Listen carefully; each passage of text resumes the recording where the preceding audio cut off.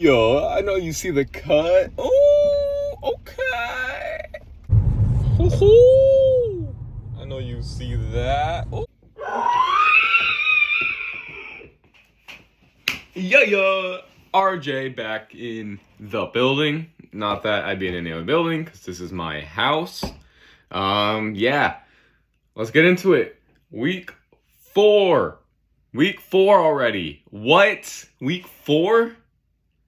Man, this thing, it goes by too quick. It's already a quarter of the way done, basically. Whatever. Boom. Cowboys and Commanders. Let's just get right into that one. Really lackluster. One-sided.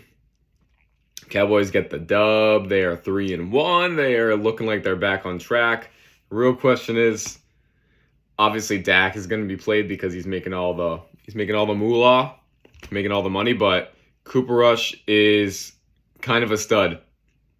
They are like 3-0 with him. Well, basically, yeah, 3-0 with him at the helm at quarterback. So that'll be interesting going forward. Pretty good showing by the Cowboys and Cooper Rush. Nothing much else. No really significant stats besides CeeDee Lamb, 6 for 97 and a tutty. Jahan Dotson on the Commanders had a touchdown. Other than that, team ain't looking too good. No, my Commanders aren't doing that well. They're 1-3 now. Carson, not looking so great. I still like Carson Wentz, but I don't know. Brian Robinson, though, is going to be back soon. So look out for that. Patriots and Packers, my other team, the New England Patriots. They fall to 1-3. Packers are 3-1. Packers get the dub in overtime, 27-24. Really good game. I say this says a lot more about the Packers than the Patriots. They are 3-1, but they are not playing like a 3-1 team. Rodgers, decent stat line, 21 for 35, a touchdown and an interception, 251 yards. I don't know. Looks like Aaron Jones had most of the work done, 16 for 110, 0 touchdowns, but Packers they seem a little lackluster, obviously with the new wide receiving core and everything. And then Brian Hoyer goes down on the Patriots. Bailey Zappi comes in. Does pretty well. Gives a nice little Patriots stat line. 10 for 15, 99 yards and a touchdown. Harris had a pretty good game. Other than that, I mean, I think the Patriots almost have a brighter future than anticipated with Bailey Zappi going forward. They almost got the dub in Green Bay, so I don't know. Look out. This team might surprise some people. And I think even though the Packers get the dub, I don't think they're looking like a 3-1 team. All right, the next game on the list right here. Oh, that's like Australian. Next game on the list is the Saints versus the Vikings. I don't know, does that sound Australian too much? Anyway, Saints and Vikings in London. Vikings win 28-25. They improve to 3-1. And they get the dub, obviously. Cousins, decent game. Nothing crazy. I don't know. I think this should have been a higher scoring game for the Vikings. I think they were a little bit lackluster as well, but nonetheless, a win is a win. I mean, they almost went to overtime too. Unfortunately, the Saints, they blew it, that field goal. Eddie Dalton, decent performance, 20 for 28, 236 and a touchdown. Nothing really much happened this game. It's just pretty back and forth, right? I mean, I think the Vikings were down, right? They were down at some point. They kind of had to make a little comeback. Correct me if I'm wrong. But I don't know. Decent game. Saints are 1-3. They aren't looking that great, and they are beat up. Oh, also, Chris Olave, stud. Chris Olave is such a stud. What do I say about these rookies? Jahan Dotson gets a touchdown. Chris Olave gets a touchdown. Oh, and Justin Jefferson, 10 for 147. He's back. People panic for no reason. It's ridiculous. And the second best team in the NFC South get their second W. The Atlanta Falcons win 23-20 against the Cleveland Browns. They make a little bit of a comeback themselves. For once, usually they're on the other side of that one. But the Falcons get the dub. Not much going with Kyle Pitts still, but that's okay. Hey, they managed to find a way. The Browns and Jacoby Brissett, I still really like Jacoby. Not the best performance by him today. And Mariota didn't do too much either. 7 for 19 for 139 and an interception. But when you have Algier, is that how you say his name? When you got him and Huntley just running around with the rock, and Patterson, also their Swiss Army knife, getting a touchdown. It's pretty hard to stop that team on offense, actually. That run game is serious. Chubb also has a serious run game with 19 carries, 118 yards, and a touchdown as well. Not too much going on around that. David Njoku looks like he's finally stepping up into the role he was always supposed to have 6 or 7 years later after he's a rookie. But that's okay, as long as he can get going. The Browns just have to do better. They're not looking too good. I guess we'll see when who comes back. But the Falcons tied for first in the NFC South, so look out for them. And not the first time you'll hear this one. A shootout in Detroit happened. The Seahawks win 48-45 against the Lions. Oh my God, what a score. And what a crazy game. The Seahawks are 2-2. Geno Smith is looking like an MVP. He's doing better than Russ. Yeah, you heard it from me. The Lions fall to 1-3, unfortunately, but man, that team is so good on offense. That defense just is not there yet. But the Lions are really looking like a threat. They are looking so good and so much better than a 1-3 team.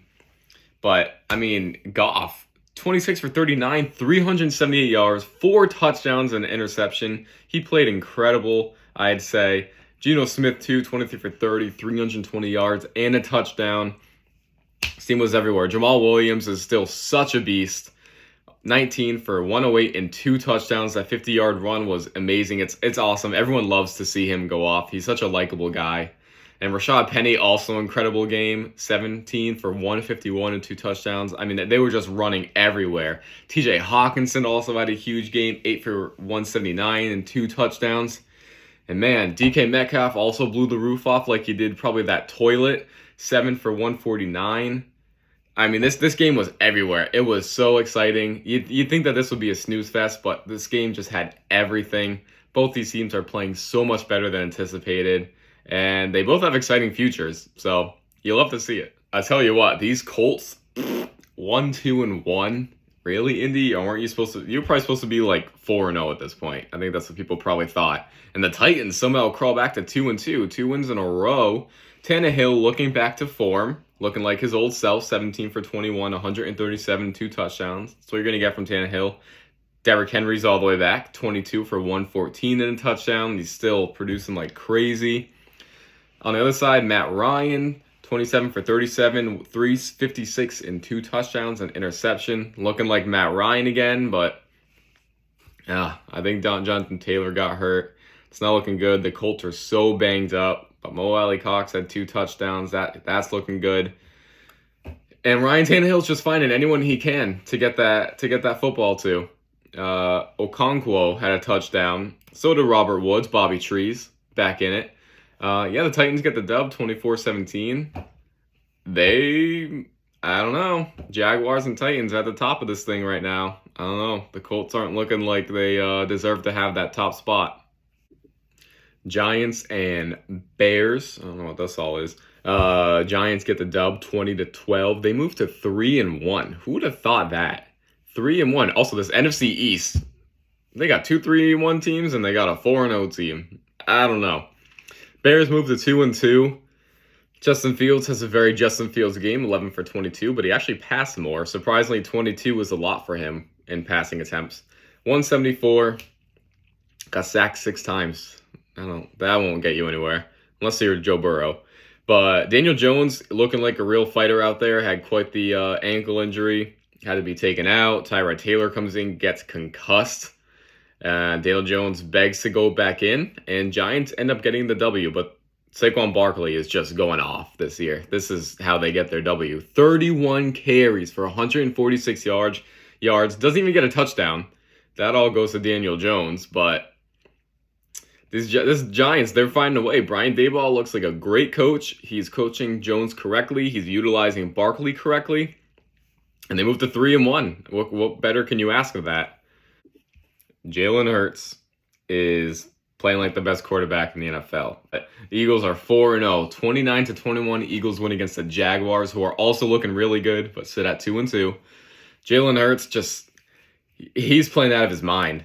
16 for 25, 204. He had an interception, no touchdowns, but he gets it done running. He had 16 carries for 38 yards only, but he had a touchdown. But Miles Sanders is playing out of his mind again. 27 carries, 134 yards, and 2 touchdowns. Also, A.J. Brown and Dallas Goedert had really good games as well, 95 yards and 72 yards. But this team is looking ferocious. This team is looking so good. Nick Sirianni is doing such a great job coaching this young team. Jaguars didn't have the best game. Trevor Lawrence didn't have the best game, but they are still looking really good. He still had 2 touchdowns to Jamal Agnew out of all people on that receiving core. They just have to find a way to get Travis Etienne and James Robinson more involved, and I think that they'll have such a great year, and they'll be back on track.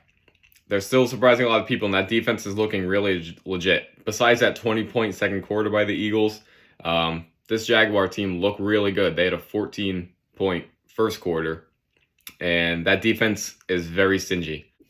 It is officially Kenny Pickett time. Steelers get the L. They lose 24-20 against the Jets. Trubisky gets benched. Pickett comes in. He only has 3 incompletions. Yeah, they're all interceptions. Seems like all these interceptions today were like tip passes. It's really weird. But Pickett goes 10 for 13, 120 yards, 0 touchdowns, 0 interceptions. But he looked good. I don't know.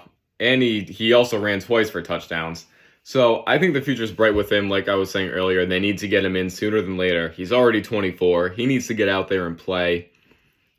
I think there's promise and there's hope for the Steelers team. They sit at 1-3, but I think they go with Pickett moving forward. They look a lot better. And the Jets, Zach Wilson had a pretty good game. He had 1 touchdown, 2 interceptions. But like I said, all these interceptions seem to be tip passes. But he goes 18 for 36 and 252. He also had a receiving touchdown, so really he had 2 touchdowns. Breece Hall looked pretty good, 17 for 66 and a touchdown as well. This Jets team, they're surprising some people. They sit at 2-2. And guess what? They're not bottom of the AFC East. That belongs to the Patriots now. So you'll have to see that. And George Pickens, 102 yards. I didn't even notice that. And finally, Freiermuth had a good game too. I had to mention that because he's on my fantasy. Steelers. I think there's a lot of hope for both of these teams, honestly.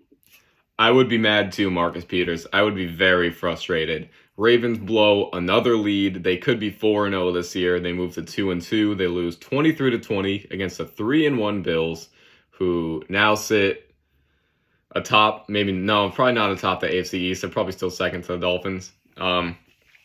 Bills make a comeback. Yeah, they win 23-20. Lamar goes 20 for 29, 144 yards, touchdown, 2 interceptions. Lamar still looking like an MVP. It's a shame. They really could be 4-0. They blow another lead. Josh Allen, not the best game either for his standards. 19 for 36, 213 touchdown interception. But he can run that thing, and he did, and he got a touchdown. Weird game. Just all Ravens in the first half, then it's just all the Bills in the second half, basically.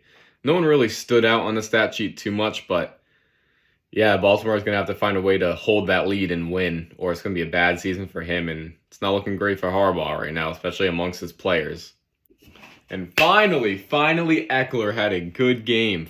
He's on my fantasy team. Eckler goes 13 for 62 touchdowns rushing, and he also had a receiving touchdown. He went 6 for 49 receiving. Mike Williams, 7 for 120. Wow. Chargers get the dub, 24-34. Chargers are back to 2-2. They are injured, but they are still competitive as ever. They just needed to recuperate, it seemed like a little bit, but Bosa's out for a while, so that stinks. Texans, they're so competitive, but they just can't pull it together. This game was still not really that competitive. It was mostly the Chargers, but the Texans had a little bit of a comeback. But Dameon Pierce looks legit too, and he's on my fantasy team as well. 14, 131 and a touchdown. He is looking nice, and he's going to be great for the future. No one else really blew up the stat sheet too much, but Davis Mills looked pretty good. 26 for 35, 2 touchdowns, 2 interceptions, and 246 yards. Herbert looking like Herbert, 27-39, 340, and 2 touchdowns. Yeah, the Chargers aren't out of this thing. They only sit 1 game behind the Chiefs. They're fine.